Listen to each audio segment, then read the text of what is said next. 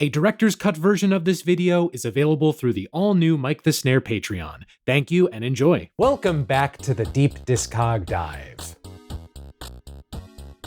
This one is gonna be rough. We're talking today about an artist who is integral to pop music as we know it, who is responsible for some of pop music's greatest songs, and who also lived a very tragic life in a lot of ways. But at some point, we'll get to hear the bass line from Get on the Floor, so hopefully it'll all be worth it. Today, we're talking about Michael Jackson. Let's dive in.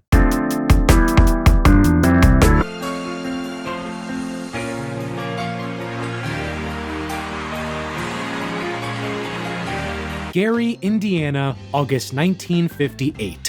Michael Joseph Jackson was born. He grew up with 5 brothers and 3 sisters: Randy, Tito, Jermaine, Marlon, Jackie, Latoya, Rebby, and Janet. His mother was a Sears clerk and a devout Jehovah's Witness. His father was a crane operator by day, but he moonlighted as a blues guitarist and Olympic-level abusive dad. Oh, I'm sorry. Did you think I was joking about the roughness? I have to, not tell you all the stories I learned about Joe Jackson in order to keep this video at a reasonable length and a reasonable level of happiness. Any way you can imagine a father being terrible to his children, Joe probably did it. One night in 1965, after Tito broke a string on Joe's guitar, Joe went in to smack Tito, but didn't when he learned that Tito could play it. And when Jackie and Jermaine joined in to harmonize, with tears coming down their face, Joe Jackson then had an idea: have his boys play in a band together. While it was a trio at first, soon Marlon and Michael joined in, making them Maroon 5, the Jackson 5. Jermaine was initially the lead singer of this group, but in time, the family learned of Michael's innate showmanship and put him front and center. From then on, with Joe as their manager, the lives of the Jackson boys were dedicated to performing. No sports, no extracurriculars, no socializing with other kids, just performing. And we're not talking just traditional performance venues. Joe Jackson had his kids perform anywhere with a stage, including strip clubs. Yep, these young underage boys would play at strip clubs. God rest the dead, but Joe Jackson, what the actual fuck? All of these shows took a toll on the boys, especially Michael. He felt, as the leader, he could not afford to take time off. Joe Jackson certainly wouldn't have allowed it. He would come down especially hard on Michael. For example, he would call Michael Big Nose due to young MJ's self-consciousness about his nose. What a loving father this guy was. Joe's ultimate goal was to get the Jackson 5 signed to Motown, but he wasn't opposed to other deals. The group's first contract was with Steeltown Records, under which they released the single Big Boy. The Jackson 5 kept gaining momentum, playing venues like the Apollo, getting co-signs from artists like Gladys Knight. Gladys was actually so impressed that she told Berry Gordy of Motown to sign these dang kids, but he passed. It wasn't until Bobby Taylor saw them open for him in July 1968 that the path to Motown finally became clear. The Jackson 5 auditioned at Motown headquarters,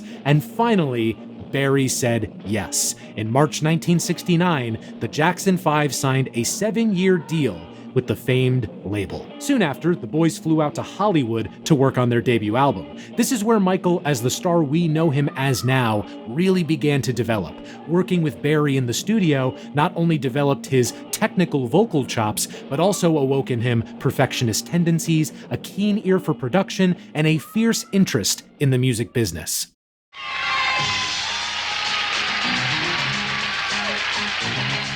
I have the pleasure of introducing a great young star who has been in the business all of his life. He's worked with his family, and when he sings and dances, he lights up the stage. Here he is.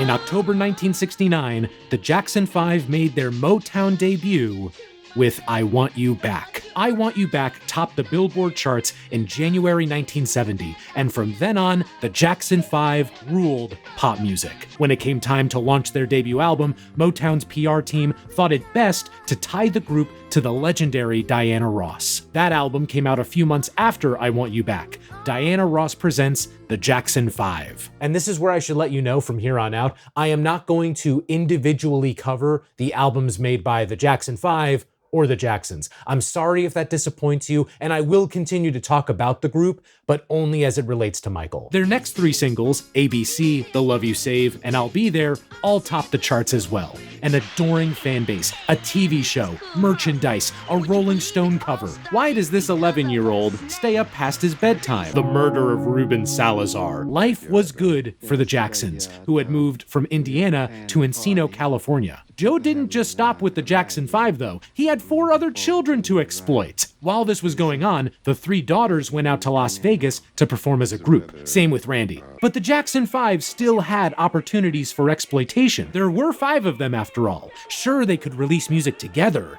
but what about individually?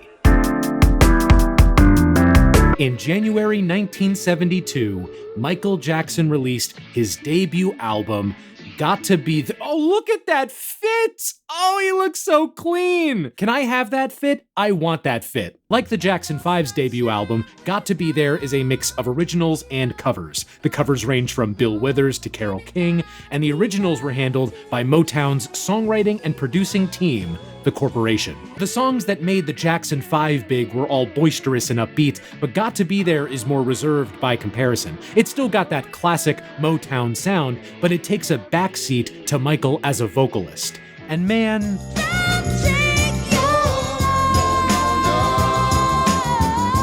he's so good at it. That voice coming out of this boy, it's simply sublime. This kind of reminds me of Björk's first album. Not debut, but her very first album from when she was a child. In the grand scheme of things, this is a novelty, but it's a well-made novelty. You can't hate on it. Look at that guy. Guy's just a little munchkin. Got to Be There was well received at the time. Critics didn't see it as a huge artistic statement or anything, but it sold well along with all the other Jackson 5 things. Michael and Motown knew to keep striking while the iron was hot. They had spent the months before his first album's release recording the next one, Ben, released in August 1972. Would you like to know why it's called Ben? Try and guess, because if you don't know already, I guarantee you won't be able to get it. Okay, got a guess in your head? Okay, so Ben is named after the title track. The title track was written for the movie Ben. Ben is about a killer rat, and it's the sequel to the classic film Willard. Where Willard ended, Ben begins.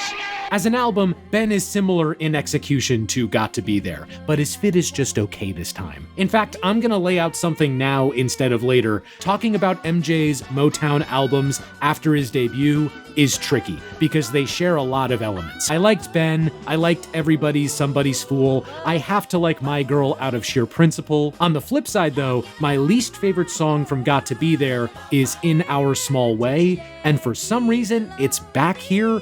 Not even a new version, it's just the same song. If you were a fan of Got to Be There, you would like Ben.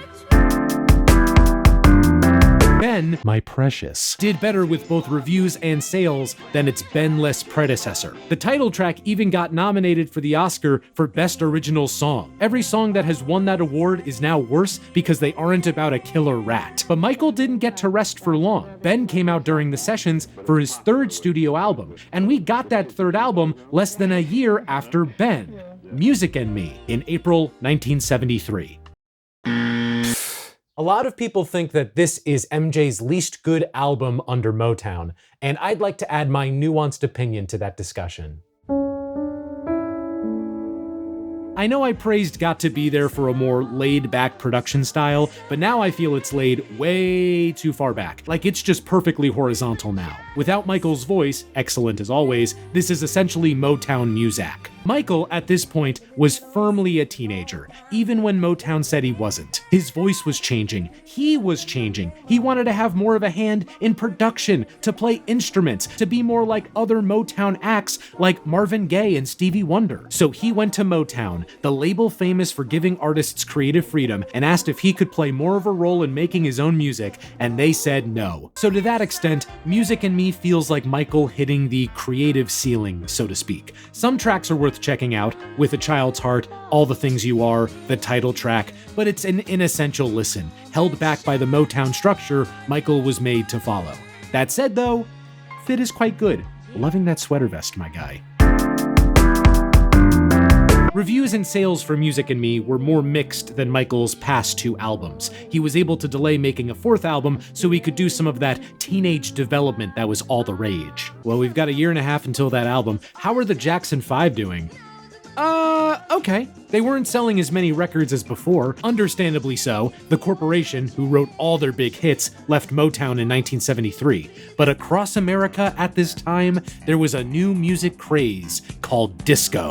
In February 1974, the Jackson 5 tapped into that craze with songs like Get It Together and Dancing Machine. That second song was especially popular, easily the group's biggest hit in 3 years. Look at Michael, he looks so happy. He's even doing the robot. This performance is regarded as what popularized the robot, which is sort of surprising in hindsight. It's also the first in a series I like to call Oh, That Was Michael, in which I highlight things that look routine or commonplace now, but were actually introduced or made popular by Michael Jackson. That disco energy definitely came with Michael into sessions for his next album. In January 1975, we got Forever Michael. And I'm gonna be real, it's painful.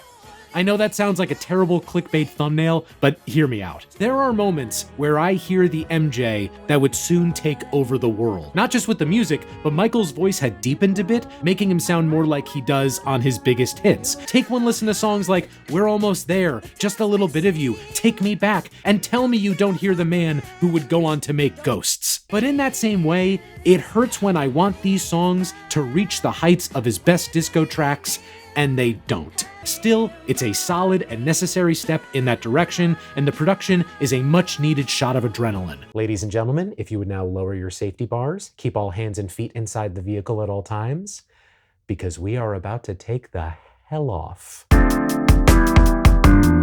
Forever Michael was a critical return to form for MJ, but it would end up being the least commercially successful album of his. Perhaps that was due to competition. Motown only really promoted it in the spring of 1975, and even then, it was a joint promotional campaign for Forever Michael and the Jackson 5's latest album at the time, Moving Violation. It's not like that helped the Jackson 5 either. Dancing Machine was a boost to their commercial viability, but it was short-lived. Michael, his brothers, Joe, everyone was frustrated with Motown. The boys wanted to write their own songs and to have a better royalty rate. And so, after some negotiating, the Jackson 5 moved to Epic Records in early 1976. However, they ended up losing Jermaine as he stayed with Motown for his solo career. Randy would take his place. They also had to lose their name. From then on out, they would be known as the Jacksons. Under Epic Records, Michael was still a de facto leader of the group, as well as its chief songwriter. And somehow he had time to pursue other opportunities. For example, in the summer of 1977, Michael moved with his sister LaToya to New York City for a film. The head of Motown's film division, Rob Cohen, thought Michael would be perfect to play the Scarecrow in Sidney Lumet's adaptation of the 1974 musical The Wiz. Granted, Sidney wasn't super convinced. He saw Michael and his family as a bunch of Vegas acts. You know who else wasn't convinced? The film's music director, Quincy Jones. But once Michael came out to audition, everyone knew he was the guy for the job. In October 1978, Michael made his big screen debut in The Wiz. The movie tanked. Yeah, maybe you wouldn't think it today given the film's cult status, but The Wiz was not well received back then. Michael's performance was considered a highlight though, and I'll always love Can You Feel the Brand New Day, even though I first heard it on Family Guy. I don't know what that says about me. This was a formative time for Michael, not just working on the film, but also living in New York, taking in the city, absorbing its music scene right when East Coast hip-hop was forming. It was enough to make a guy start thinking about a new album. and get a rhinoplasty for the first time, but mostly the album. In fact, during The Wiz's production, Michael asked Quincy if he knew of anybody who would want to produce his first album under Epic, and Quincy said, Me. In August,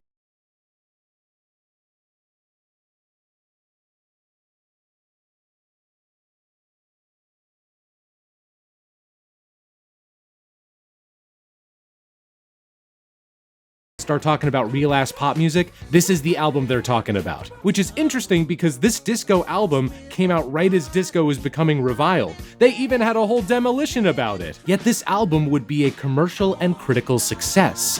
Why?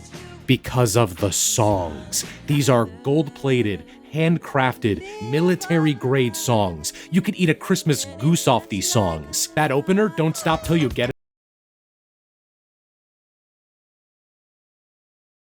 unbridled joy. It's that same feeling I got when I heard I Want You Back for the first time. Rock With You is the song that plays when you get to heaven and everyone's roller skating and eating cotton candy. It has the quickest 0 to ooh speed of any song. Ooh.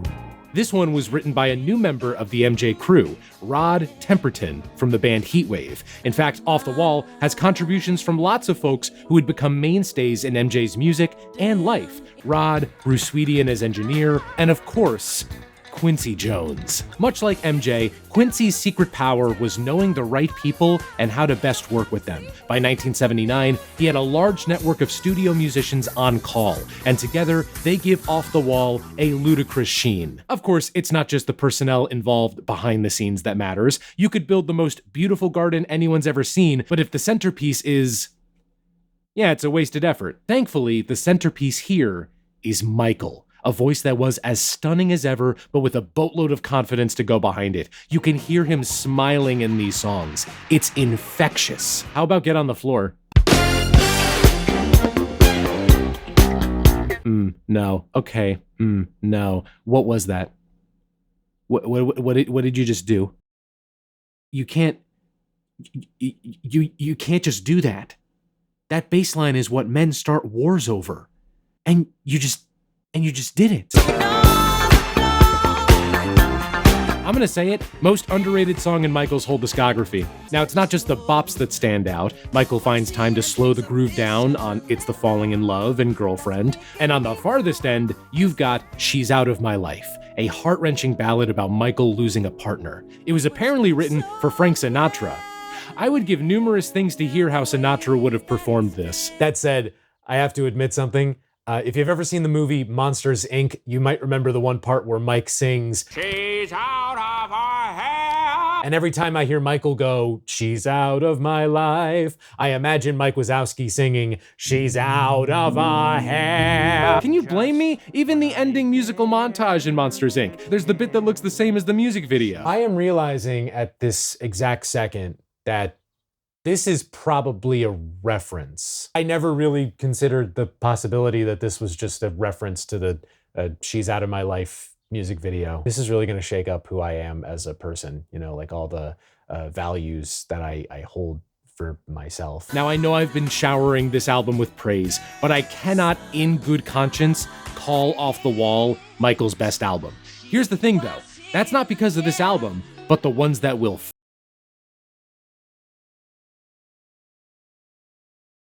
Oh, Christ. Was Off the Wall Michael Jackson's debut album? No.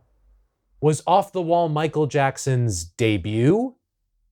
Yes. I mean, no offense to the Motown albums, and I especially mean no offense to his fits, but Off the Wall is when Michael Jackson, the pop star, was born. It gave him the highest sales and the best reviews of his career so far. Michael didn't waste any time capitalizing on that. A few weeks after Off the Wall, Michael turned 21 and let his father go as manager. He also hired his own attorney, John Branca, who helped him negotiate a new deal with Epic. But even at the highest point of his career yet, Michael wasn't satisfied. While the public certainly paid more attention to him now, he still wasn't taken seriously in the places where it mattered to him. When the 1980 Grammys came around, Off the Wall was nominated for only 2 awards. And sure, it did win one, Best Male R&B Performance for Don't Stop Till You Get Enough, but Michael wanted more. Like, he didn't even win Song of the Year. What won that year? Doobie Brothers' What a Fool Believes? Okay, that is actually a very good song. That would have been a tough decision. Now, if it was Get on the Floor against What a Fool Believes, that would have been easy because Get on the Floor is a better song than many artists have done. Also, let's not beat around the bush here.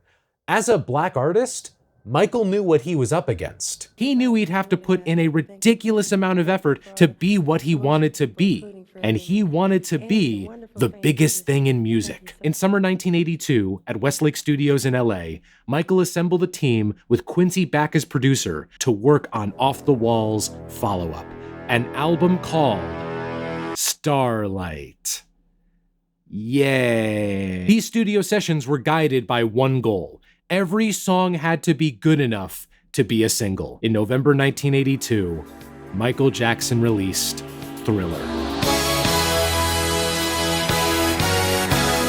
I'm gonna do something different for this album. Instead of talking about it as one package in isolation, I'm gonna walk you through the singles in the order that they were released. This will work out because 7 of the 9 songs off Thriller were singles. And man, some of Thriller's singles are undisputed pop classics. Man was 24 when he made Thriller. When I was 24, I made 10,000 subscriber Q&A announcement. Ask yourself which of these had more of an impact on pop culture, and then don't tell me because I probably won't like the answer. They had a ton of options for the first single, so they released The Girl Is Mine, The doggone girl is mine. Okay. This is an interesting choice, but I mean, come on, there's a very clear reason why this was the first single. It's guest star. I don't understand the way you think, saying that she's yours, not mine. If I were to release a lead single for my album and one of the songs had the man who made Martha My Dear, yeah, I'd probably want to drop that first. That said, reviews at the time for the song were not stellar. Many saw it as an odd pivot away from what made Off the Wall work, so the album came out a few weeks after The Girl Is Mine. Michael Jackson's Thriller. The excitement never lets up. It debuted at number 11 on Billboard's album chart. Reviews upon release went something like, "Oh shit." The next single was Unfair. I've wondered through this whole project, if someone I knew didn't know any MJ, and I had to pick one song for them to get MJ, it would be Billie Jean. The emotion in Michael's voice, the way the percussion, the bass, and the synths blend to form this rock-solid backbone, and of course, the chorus. This is also the introduction of a theme that will continue to pop up in Michael's lyrics. Paranoia. Despite being one of the biggest names in pop music, or perhaps because of it, MJ wrote several songs that reflected an unease around fame and attraction. Special mention should also be made for its music video. Now, there is a very famous video from Thriller that I will devote more time to, but Billie Jean's video was crucial to its success. MTV at the time didn't want to play non-rock and roll artists, so CBS head Walter Yetnikoff called them up and threatened to pull every act under CBS's umbrella if they didn't play Billie Jean. Sure enough, Billie Jean got heavy rotation on MTV, which led Thriller to really take off. And we're not even halfway through the singles. Next was Beat It, a parody of Weird Al Yankovic's Eat It. You're telling me Michael Jackson recorded a parody of my song? Yeah, that's what I'm saying. Same music, different words.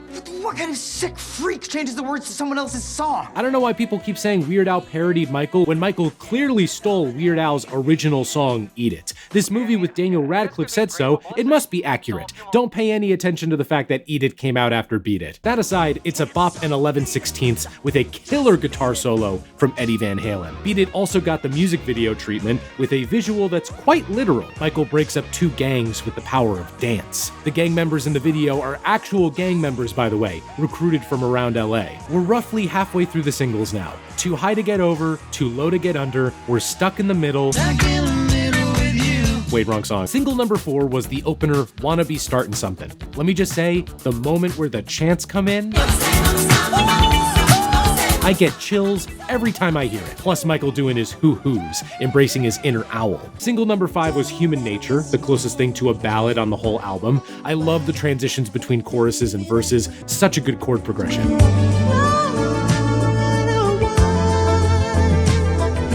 Single number 6, PYT. What do you want me to say?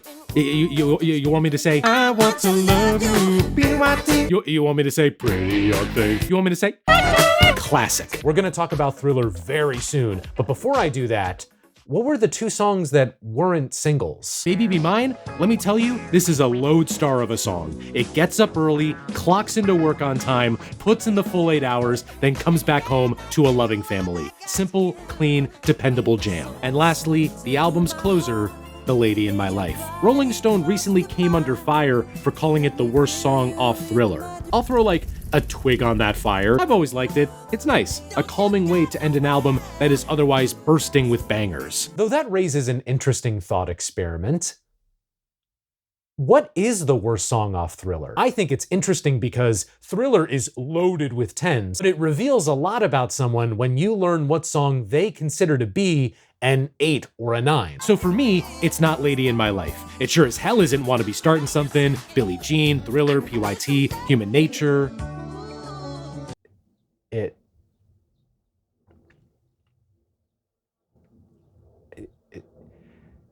It could be. This is very much a personal opinion, but if any song on Thriller has been diminished after hundreds of listens over hundreds of years, don't ask, it's Beat It. I respect it, of course. I'm not insane. It's just the one song that, at this juncture, I could do without. I realize I haven't talked much about Thriller as an album or like given you a review of it, but why would I need to? Thriller isn't even an album at this point. It's a historical document. It represents the 2 or 3 years when Michael Jackson went from famous pop star to literally the most famous musical being on the planet. In 1,000 years, alien archaeologists will dig it up and use it to analyze our archaic society. And that's all because it's outstanding. With Thriller releasing in late 1982, 1983 was really the year it took off. And its cultural dominance was aided by a few things. In May 1983, Michael and his brothers performed at Motown's 25th anniversary concert. A nice little melody of the Jackson 5's hits. Nice. But then, MJ stayed on the stage to do Billie Jean. If my research is correct, this was the first time a song from Thriller was performed live. And it's remarkable to hear the audience's little gasps and cheers as Michael moves. He's up there and he's got all the glittery clothes like the socks from the Off the Wall cover. He's looking real cool. That right there was the moonwalk. A dance move that would define MJ and become synonymous with his artistry. It's like that, hee, and Shimon. The live performances didn't end there, though. In August 1983, Michael joined his musical idol, James Brown, on stage at a concert at the Beverly Theater. And he wasn't the only guest. I'm a big round of applause because he just insisted that I introduce Prince. He's here, Prince. Oh my, look who's here, everyone. Prince! At this point, Prince had released 1999, his off the wall, if you will. This is the only time Michael and Prince ever shared the same stage. In fact, Michael would later mock Prince for mistaking this light post as real and then falling down when he leaned away from it. Yeah, it turns out MJ and Prince really weren't the best of friends, or really friends at all for that matter. I'm sure some of that was due to a sense of competition, both of them being rabid perfectionists when it comes to music. In later years, Michael would say that if he didn't make the music that was in his head, God would give it to Prince. They'll continue to interact here and there, though. By the summer of 1983, Thriller's chart performance was starting to dip a little bit, but MJ and team had an ace up their sleeve. While his initial deal only allowed for 2 music videos for Thriller, Michael was able to rally together funding for a third. In December 1983, over a year after the album came out, its title track was released as the final single. Like the album, the song was originally called Starlight, and the original recording of it is public. Let's listen to it. Gotta tell you, it's surreal to hear the song most associated with Halloween, with non-spooky lyrics, but with the same production. Frankly, this version is scarier than the one that's meant to be scary. Thriller is the kind of song where every part of the song could be the hook. Listen to that little synth in the chorus. Isn't that part great? I'm like the only person in history who's noticed that synth. And then you throw on that one harmony in the final chorus. And Vincent Price dropping bars over the outro? And grisly ghouls from every tomb. But that wasn't everything. Along with the single, we got the Thriller music video, directed by John Landis. Hey Michael, what's your favorite song off Yuck's 2011 debut album?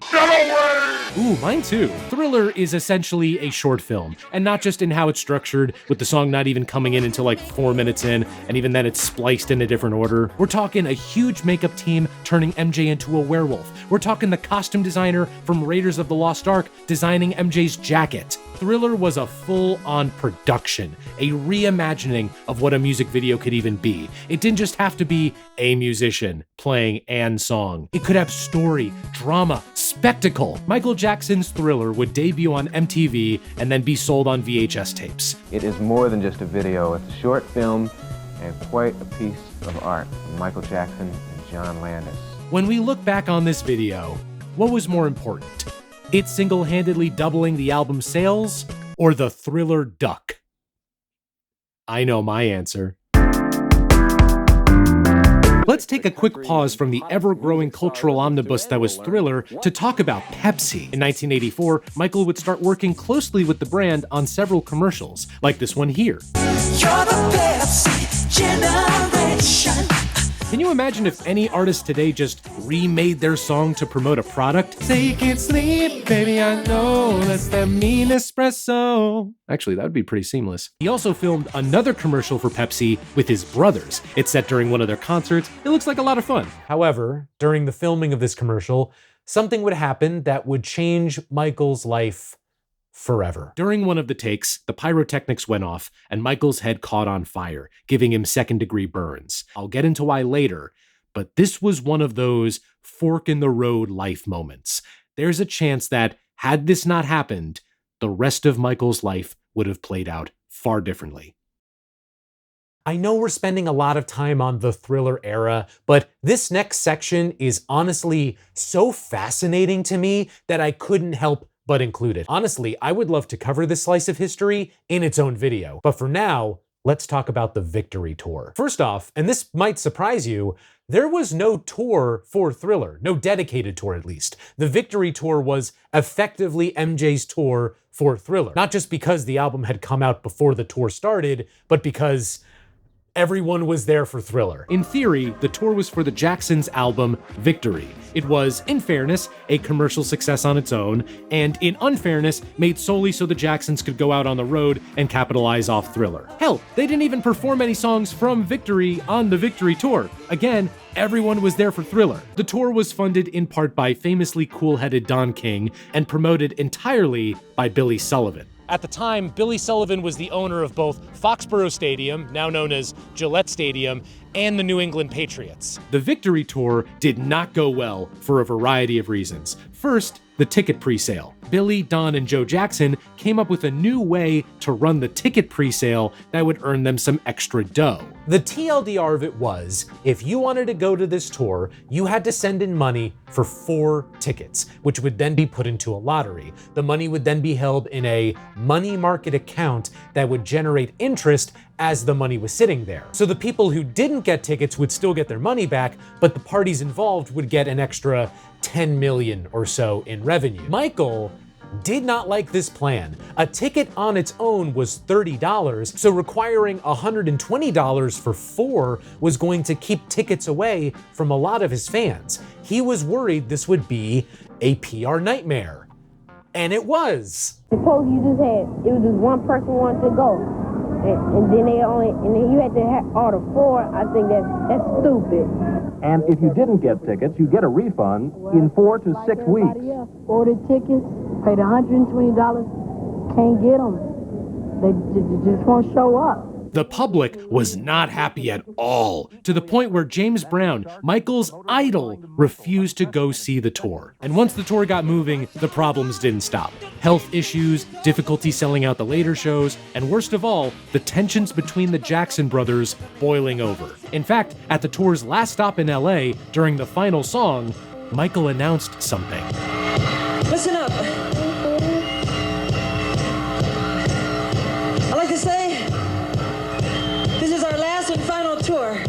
This was a shock to everyone, audience and family alike.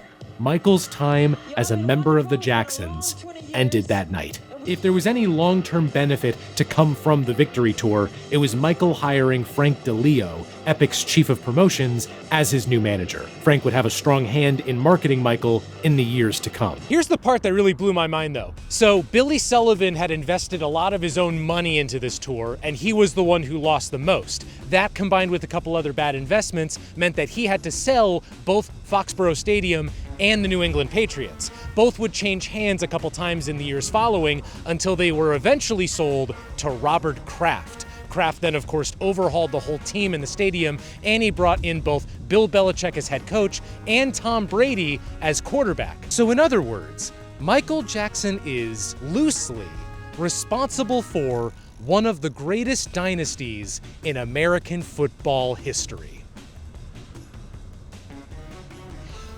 What do you even do with that? I'm sorry, but what am I supposed to do with that information?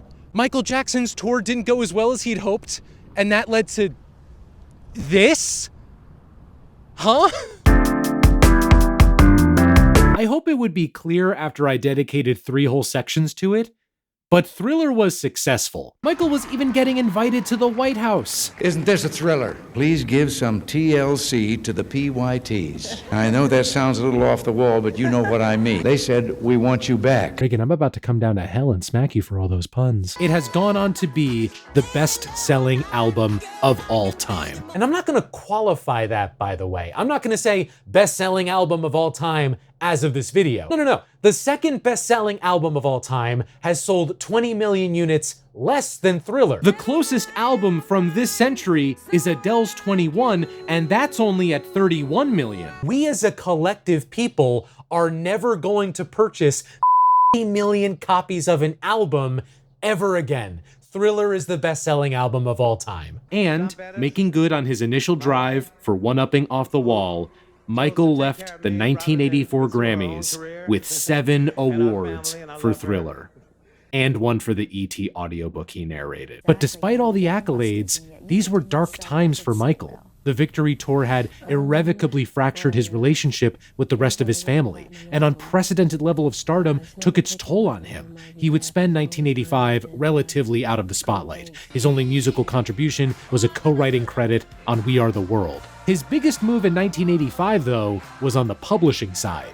He finalized a purchase of ATV Music Publishing. Michael had spent the 80s getting more into the world of music publishing, an interest that was sparked by a 1981 conversation with Paul McCartney. While Michael owned a few publishing rights by 1985, the ATV purchase was his biggest haul yet, a catalog of over 4,000 songs, including most of the songs made by the Beatles. Apparently, Michael did tell Paul beforehand what he was planning to do, but Paul thought he was joking. Their relationship after that was rocky, especially when later on, Michael would license Revolution out for a Nike commercial. Michael deserves a lot of recognition, not just for his performing talents, but his business acumen. In that sense, he reminds me a lot of Taylor Swift, though of course the two are very different artists. The business development didn't stop with music though. 1986's Captain EO premiered at Epcot, was directed by Francis Ford Coppola, and was executive produced by George Lucas. Captain EO did 4D before Spy Kids 4. Let that sink in. It may also be the most financially successful thing Coppola ever directed, which,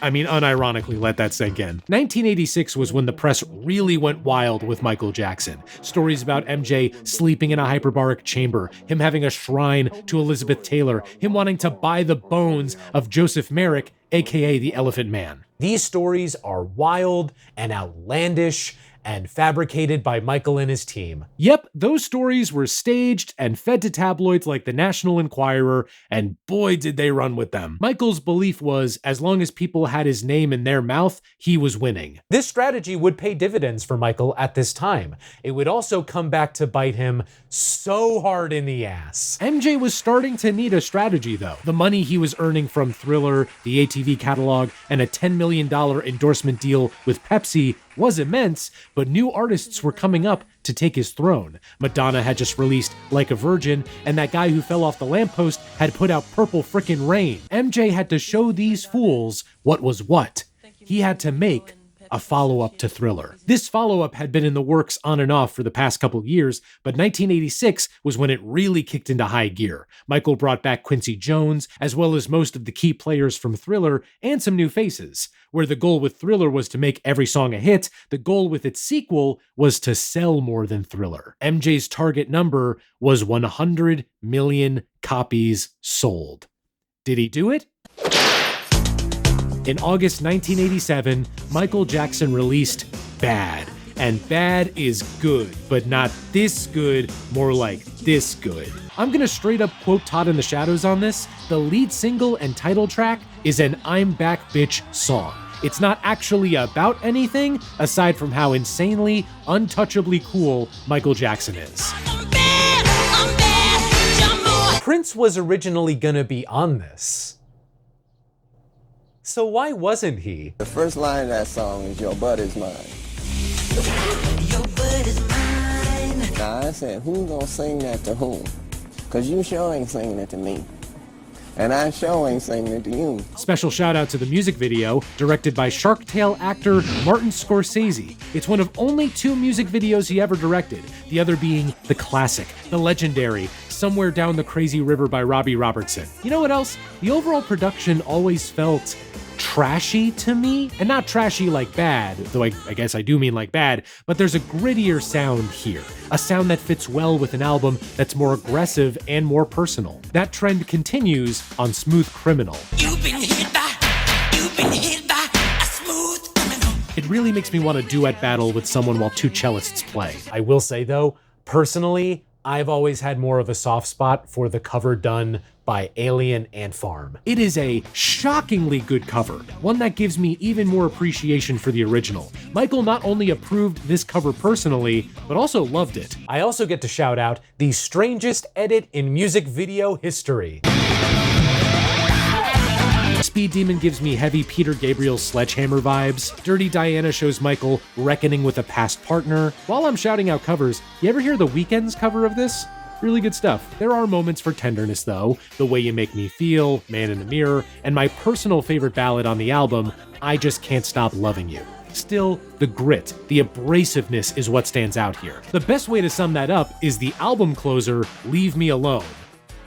I mean, it's right there in the name, right? Thriller ends with a sweet ditty called The Lady in My Life. Bad ends with MJ literally singing. Plus a music video that calls out everything the tabloids were saying about him. Bad was the beginning of MJ the artist and MJ the celebrity merging into one, and his future albums will push that envelope even further. But for now, the only thing Bad is bad at is being bad.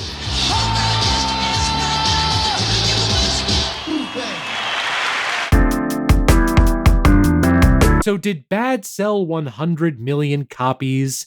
Yes.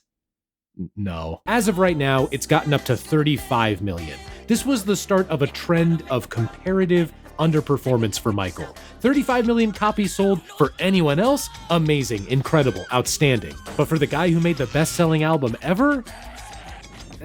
Not to mention, the American public did start to turn against Michael a bit. In one 1988 poll, Rolling Stone readers voted Michael as Worst Male Singer, Worst Male Rock Artist, Worst Album Cover, Worst Single, Worst Video, Worst Dressed. My God, yo, you gonna stop there? How about Most Likely to Be a Stinky Doo-Doo Head? Still, in the grand scheme, Bad was a success. In my estimation, the true king of pop, rock, and soul, Mr. Michael Jackson. As was its world tour, which ran from September 1987 to January 1989. The rumors about Michael did not stop during this time. I mean, the tabloids were saying that Michael was traveling with a pet gorilla. Like, are you kidding me? It was a pet chimpanzee, you silly bitches. My friends, this is Bubbles. Say hi to Bubbles. Bubbles is Michael's pet chimpanzee. Bubbles not only traveled with Michael during this tour, but he also joined Michael during press conferences and in the studio. Bubbles is also the reason why we didn't get a duet with Michael and Freddie Mercury, because Freddie didn't like having a chimp in the studio. Ah well, Freddie's loss. Even with Bubbles' glorious presence, Michael was dealing with plenty of troubles. I haven't mentioned it yet, but Michael was a Jehovah's Witness. He even used to go door to door preaching the word.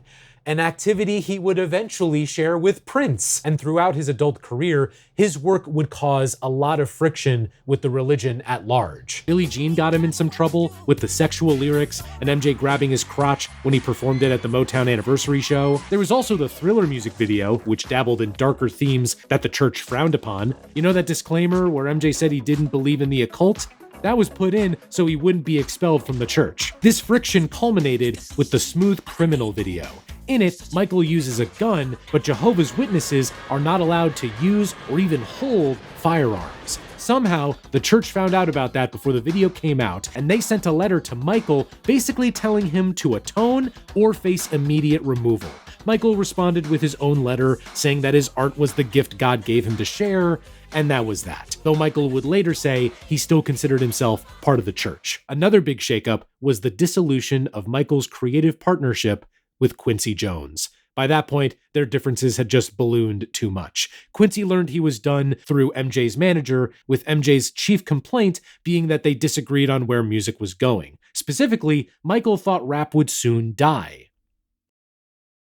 Bad was the last time MJ and Quincy worked together. Quincy would go on to become a heavy hitter in music until his passing in late 2024. Aside from the tour for Bad, 1988 was a year of non-musical projects for Michael. He released his autobiography, Moonwalk. He put out his first full movie called Moonwalker. What's next? Twin Peaks Moonwalk with Me? The film was an anthology containing various pieces, like the videos for Leave Me Alone and Speed Demon. Was that the frickin' Noid? As well as an expanded narrative section surrounding Smooth Criminal. Michael has to save children from evil Joe Pesci, so he morphs into a car and kills dozens. 1988 was also the year Jeff Koons made his art piece, Michael Jackson and Bubbles. Yes, yes, yes, yes. Everything is perfect. However, the biggest development for MJ in 1988 was land development. Neverland Ranch opened in March of that year, effectively a giant amusement park for MJ to live in and a splendid kingdom for Bubbles to rule over. 1990 was when Moonwalker the movie became Moonwalker the game. Sega put out two versions of it, a top-down beat-em-up in arcades and a side-scrolling beat-em-up on the Genesis. The Genesis one is more famous these days, and it's a good time. This would be the first of several collaborations between MJ and Sega. And while we're talking about collaborations, in March 1991, Michael Jackson signed a massive new deal with Sony, and the public didn't have to wait long for new music to come from it. Dangerous was released in November 1991. Instead of Quincy Jones, the producers behind Dangerous were a mix of old and new.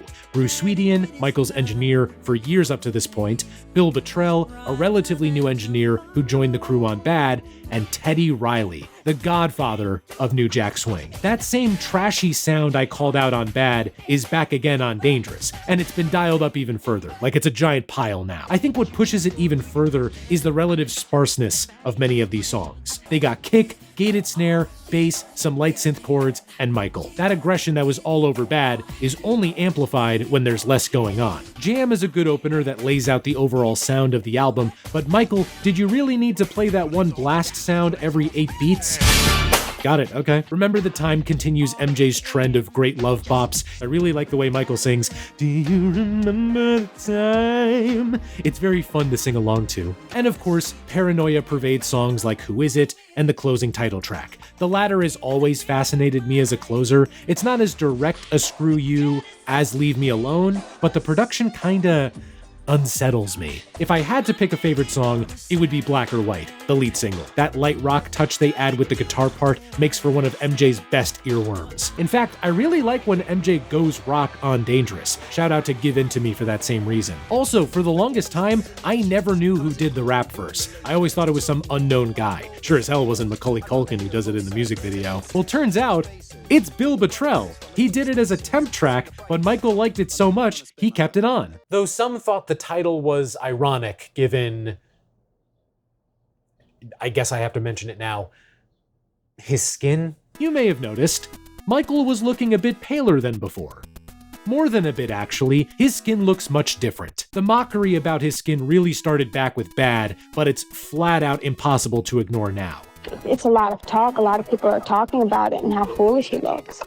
The look Well, the new look is not too hot, but the album is great, and he's a great entertainer. Michael suffered from a skin condition called vitiligo. It basically removed pigmentation from the skin, leaving behind really white splotches all over. This had been going on since the mid-1980s, and he would continue to deal with it for the rest of his life. He was also mocked pretty hard for it, with some seeing it as a betrayal of his African-American heritage. If I had to pick a least favorite song, it would be Heal the World. Very sweet message, but the whole thing is too saccharine for my tastes. But kudos to Michael for throwing in environmental messages on top of everything else Dangerous does. In fact, if you can fault Dangerous for anything, it's that it's doing too much. Which is funny because Jam has Michael ad-libbing about how it ain't too much for him. But I disagree. I think it is a bit too much for you, Michael. But still, if there's any artist from this time that could make sheer excess look and sound good, it's Michael Jackson. So did Dangerous sell 100 million copies? Yeah, no. As of now, it sold 32 million. Again, huge success for anyone else, but because it was Michael Jackson, it was seen as a slight disappointment. Reviews at the time also pegged it as a misstep for Michael, though in later years, opinions would turn more positive. Michael also wasn't free of controversy during this era. The black or white music video is most famous these days for the face morphing section done by the people who made Shrek. That's real, that's a real thing. But the ending where Michael dances aggressively and destroys property got him in hot water. Oh my God, Michael, there are children watching. They don't know what zippers are yet. Still, the MJ train was not showing any signs of slowing down, starting his own charity, the Heal the World Foundation, kicking off the Dangerous World Tour in July 1992, and perhaps most famously, performing at the Super Bowl halftime show in January 1993. Here's another instance of, oh, that was Michael? Before this, Super Bowl shows were not a big deal. They were marching bands and strange up with people shows. Not a single pop star to be seen. But that changed with Michael Jackson. He just comes out and he stands there for almost 2 minutes.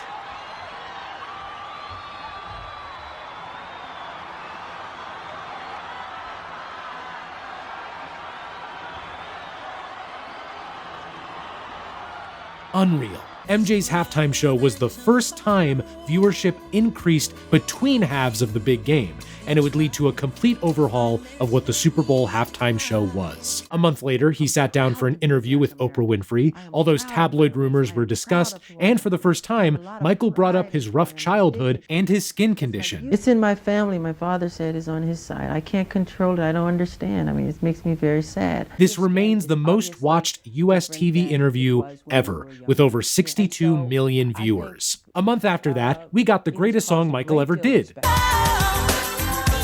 What's Up With You was off Eddie Murphy's third album. The song is fine, and the video is... The elephant is dying. A video. You know, now that I listen to it again, something about the mix just sounds off. Who mixed this? Bubbles, I am so sorry. I was not familiar with your game. 1993 was a good time to be Michael Jackson. Look at him here, rehearsing for the third leg of the Dangerous tour. Yeah, I'm just gonna watch. Hey, is he okay? Why is he sitting like that?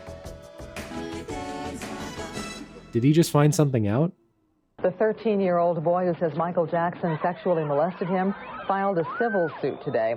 It accuses Jackson of sexual battery and alleges the star fondled him and engaged in acts of masturbation and oral sex with him. Jackson has enjoyed huge success with preteens, in part because of his crusades for children's causes. The former child star is now in danger of alienating that audience. I am totally innocent of any wrongdoing, and I know these terrible allegations will all be proven false. This is definitely a day Michael Jackson will want to forget.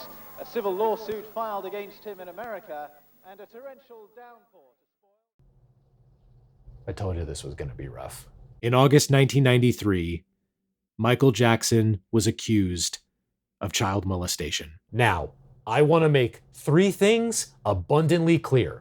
1, I will not be spending time going into the details of Michael's history of allegations related to child abuse. I'm not a drama channel. I'm not about to start talking about Blake Lively and Justin Baldoni.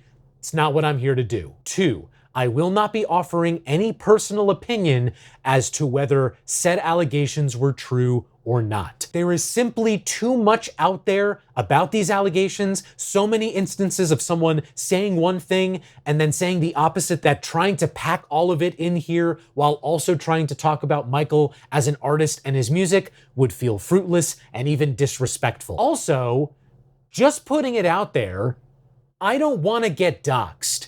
Have you seen Michael Jackson fans online? Like, we focus on Swifties or Barbs when it comes to passionate fan bases for a lot of reasons, but one that's taken for granted is those artists are still with us, they're still performing. But oh God, you suggest that MJ did anything wrong, you're in for a metaphorical bloodbath. It'll get World War Z up in that shit. I don't need the smoke, I'm choosing to stay out of it. However, and this is number 3, I will continue to bring up these allegations as we move forward, because they are going to follow Michael for the rest of his life and beyond. Here's what I will say about this case.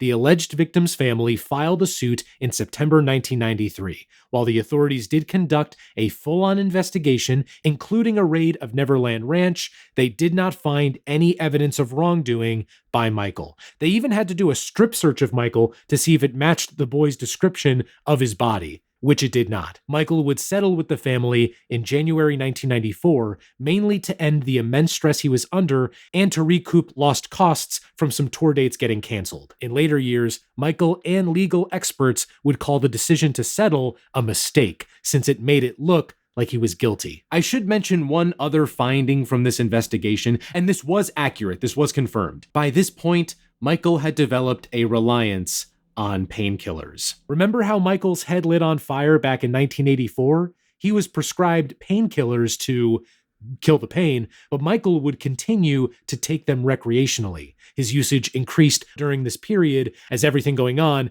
didn't sit well with him. If there was ever a time to change the subject on Michael and put out a new album, this would be the time. And that new album finally came out in 1994. They just forgot what an album was for a second. Sonic the Hedgehog 3, released in February 1994, featuring uncredited contributions from Michael Jackson.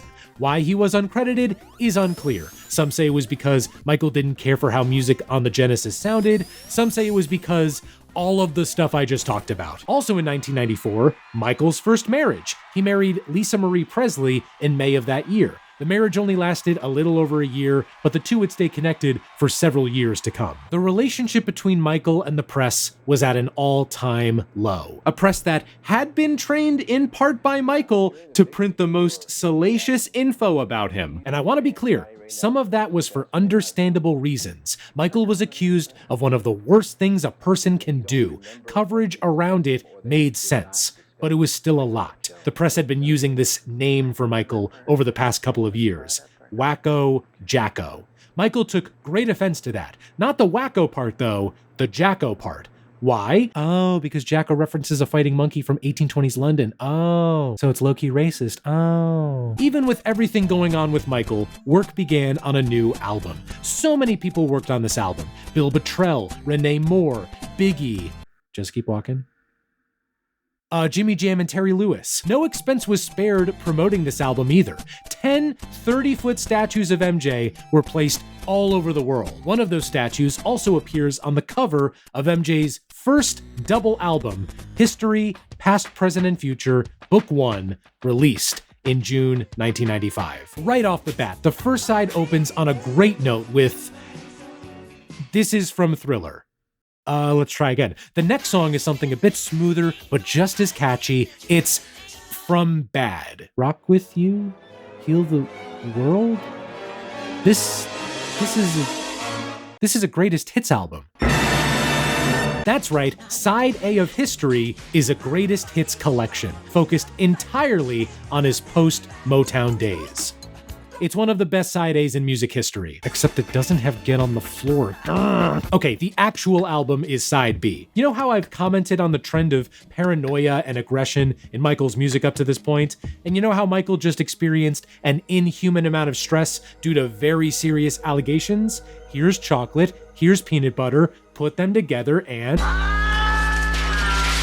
This is 77 minutes of Michael Jackson saying F you to everyone and everything. Lead single and opener Scream sums the whole album up very well.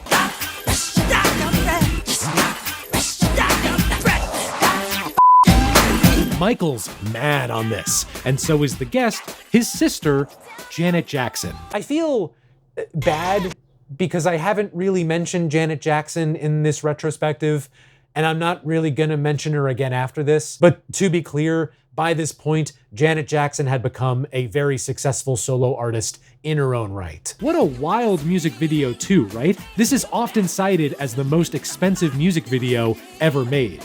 And I don't want to say that's wrong, so I'll let the guy who directed it say it. This video is in the Guinness Book of World Records as the most expensive music video ever made. And that is not true. I've always loved They Don't Care About Us, especially that guitar solo partway through. It's one of the times on history when Michael takes that anger and aims it at larger societal issues. Why is that there? What was that? Okay, there it is again. I hate to be like the mixing, I can't stand the mixing guy, but like, that's genuinely distracting. Like, why is that there? Stranger in Moscow? One of Michael's best ballads, straight up. Also, speed it up a bit, you get the ending theme from Sonic 3.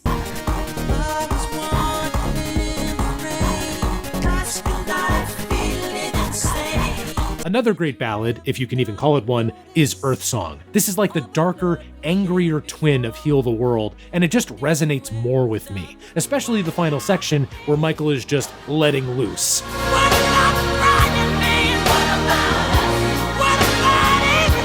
Come now.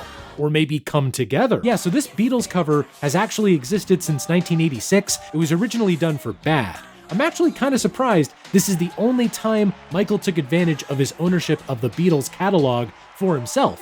Where's my cover of Wild Honey Pie, Michael? One ballad I don't care for, though, is Childhood. Now, to be clear, the underlying theme of the song and how it touches on the very real abuse Michael suffered as a kid, not hating on that at all. There's just something about the way the song is done that feels invasive to me, like someone telling me their past trauma when I only met them 2 seconds ago. You Are Not Alone was one of the singles, and it debuted at #1 on the Billboard Hot 100, which is yet another instance of, oh, that was Michael? That wasn't a thing before this. Songs would usually take a bit of time to climb up the charts, but You Are Not Alone was the first song to ever debut at #1. I'm gonna bring up Taylor Swift again, because she and MJ have another thing in common. I don't click with their music when I can tell it's entirely about them and the music can't back it up. Bad was all about Michael, but Bad was good. Most of the songs on History are good too, but when you listen front to back, it gets kinda tiring. It's a case where I enjoy individual songs, but appreciate the album only at a distance, as a piece of the overall canvas that was Michael's very turbulent life in 1995. Still, the songs that are good are up there with MJ's best. So did History sell 100 million? No, it has sold 20 million as of now. Still great, still enough to be the best-selling double album of all time, still a letdown.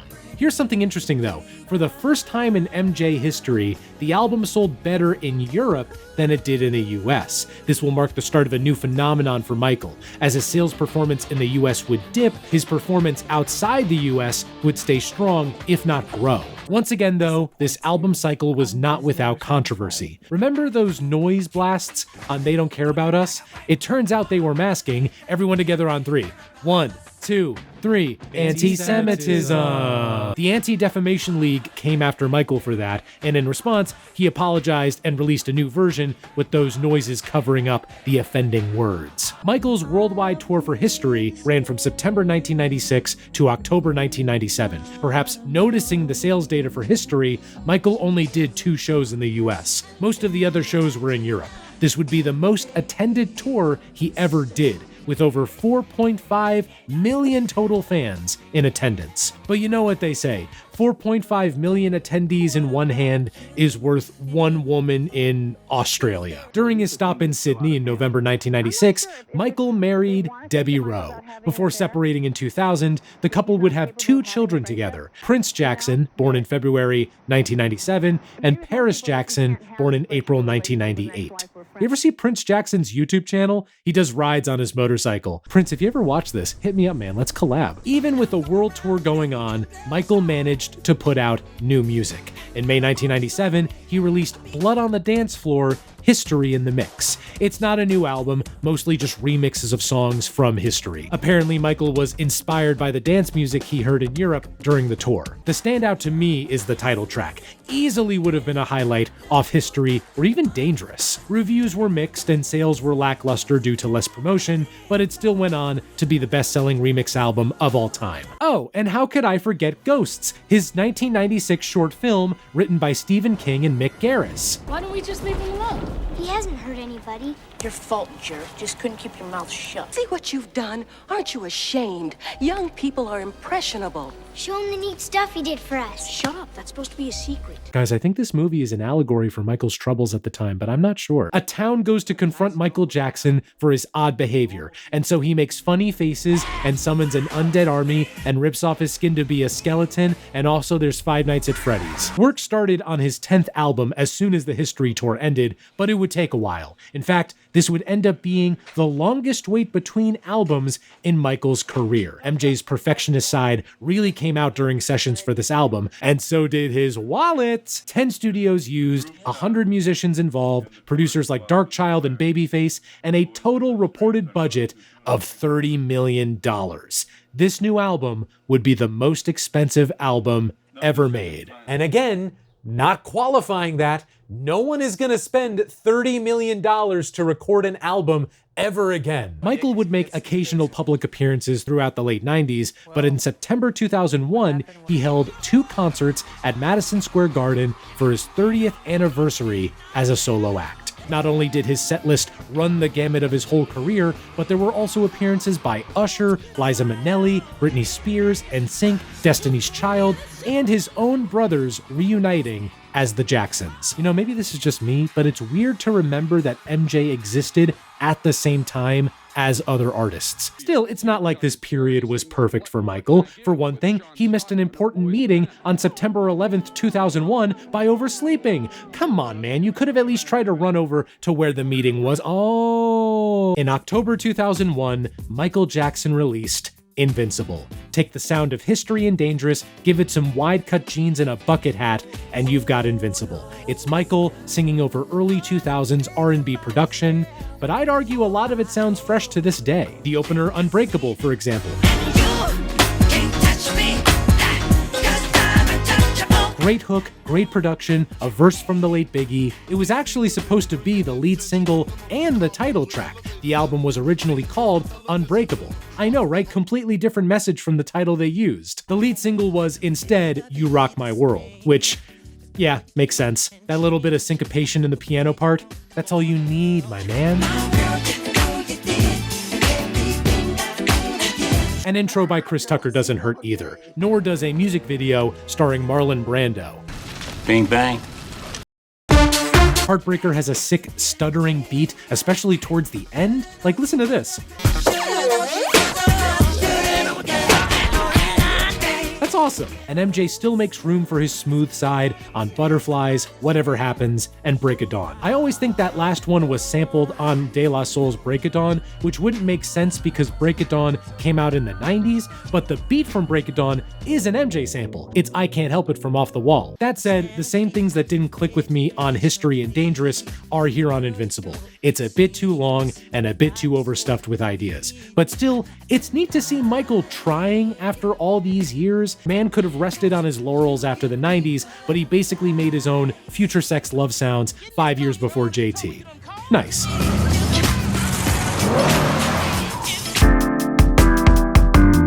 How'd it go? Zed, the door locks are gone and the treaty is signed. Good work. Upon release, Invincible was met with okay reviews and okay sales. As of now, it has sold 8 million copies. I'm a broken record at this point. That's great for any other artist, but a huge drop compared to history. More crucially though, Invincible was the tipping point for relations between Michael and Sony, specifically the head of Sony at this time, Tommy Mottola. Tommy was not a fan of Michael spending $30 million to make an album. But then Michael chose not to go on tour for Invincible, which led to Sony not promoting the record, which led to Michael publicly clashing with Tommy. He is a mean, he's a racist, and he's very, very, very devilish. Later in 2002, an unknown surrogate mother would give birth to Michael's third child, Prince Jackson II, aka Blanket. See, there they are now, on a balcony in Berlin in November 2002. What an adorable sight of father and son. No.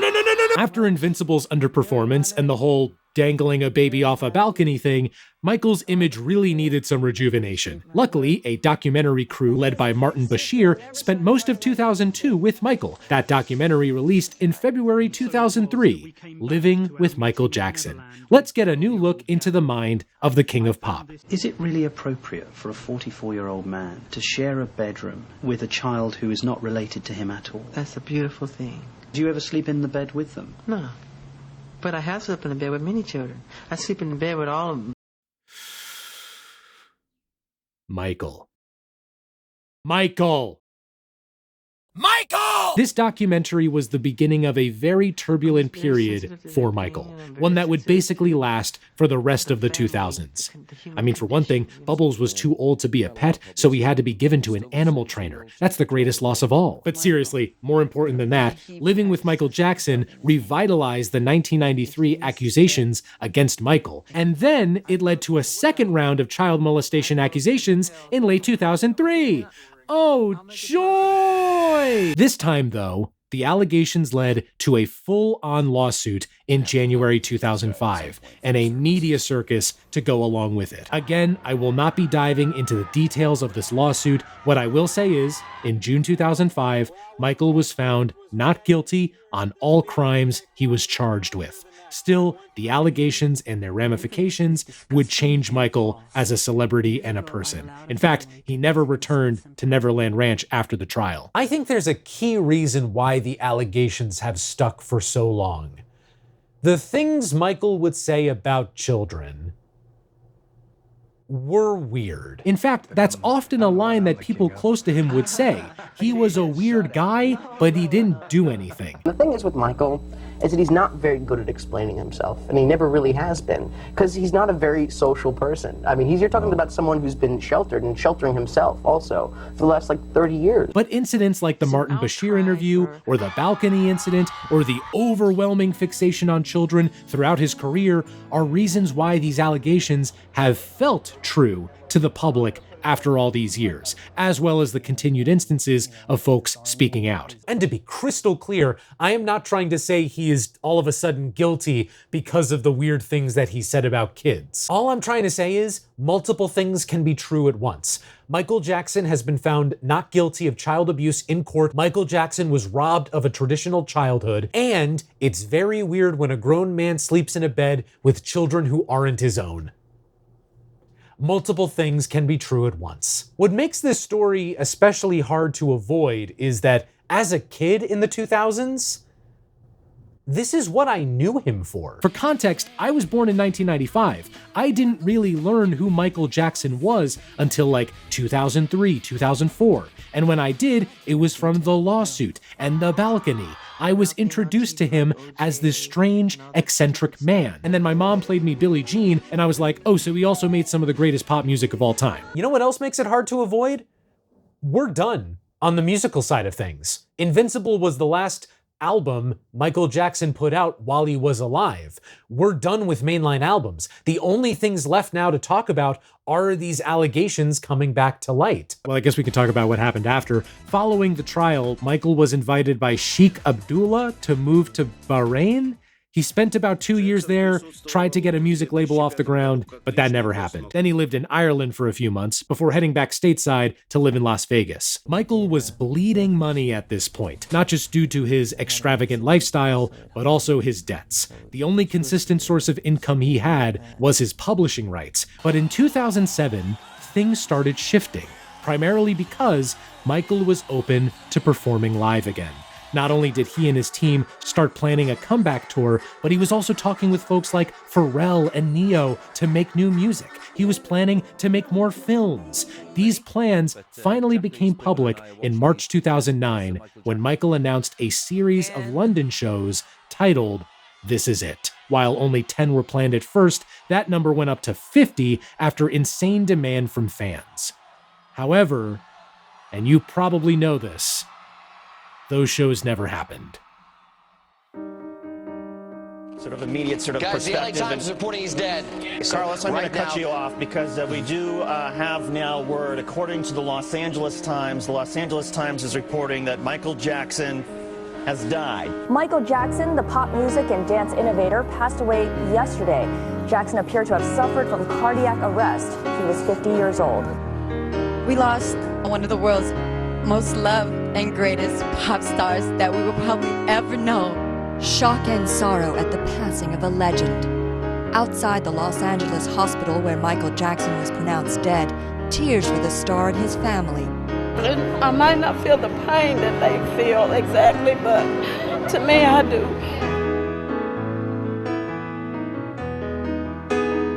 Stunned right now. I love Michael Jackson.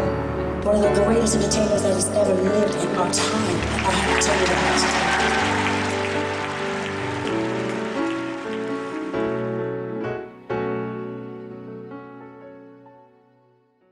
I remember when I covered Prince, I had this anecdote about where I was when I learned that Prince died. And I was hoping that I could have one for Michael too, but honestly, I don't really remember where I was when Michael died. I do remember one thing though, and it's kind of silly looking back, but when I was a kid, there was an app on the App Store called FML. It was basically like a early social network where people would just anonymously post about terrible things that happened to them, and they would end every post with FML. There was one person who posted saying like, oh, I was at school and something really bad happened, like I broke an arm or something like that. And when I got home, I found my parents crying. And I was like, oh my gosh, are you guys crying for me because I broke my arm? And they were like, no, what are you talking about? Michael Jackson just died. FML. There's a scale to Michael Jackson that's hard to fully grasp, even to this day. He reminds me a lot of the Beatles. On the surface, what Michael did might not seem dissimilar to what modern pop stars have done, like Bruno Mars and Justin Timberlake and Usher. But that's because they're all working off his playbook. Who do I admire the most? I think as far as music's concerned, I think no one has done it in such a big way than Michael Jackson. It's really untouchable. It really is untouchable, and he opened the minds of the world. You can't say that you were an artist in this century and was not influenced by Michael. The archetype of a modern male pop star can be traced back to Michael Jackson. Pop music today does not exist without him. So what's happened with the Michael Jackson brand since?